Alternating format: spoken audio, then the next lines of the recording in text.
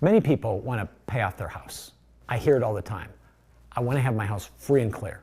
I don't want to have any debt. Is that really the wisest thing to do when you're planning your retirement? Let's say you have a $300,000 mortgage to pay off on a $600,000 home, and you've got maybe $300,000 in retirement funds.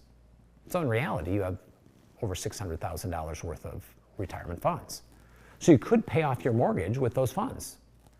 But you probably would not do that because you know you're doing maybe 6 or 7 or 8 or even 9 or 10% over the years with your retirement funds.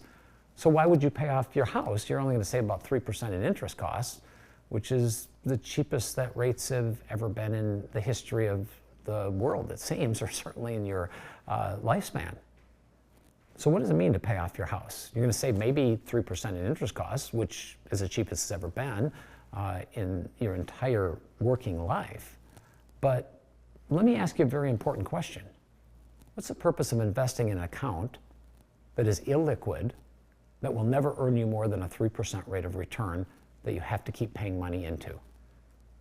Maybe you need to change the goal of paying off your house for a better retirement. Look at a reverse mortgage and how that will not only increase your cash flow, but potentially increase your overall net worth and thus legacy to your children. Contact a retirement mortgage professional today to learn more about the HECM product.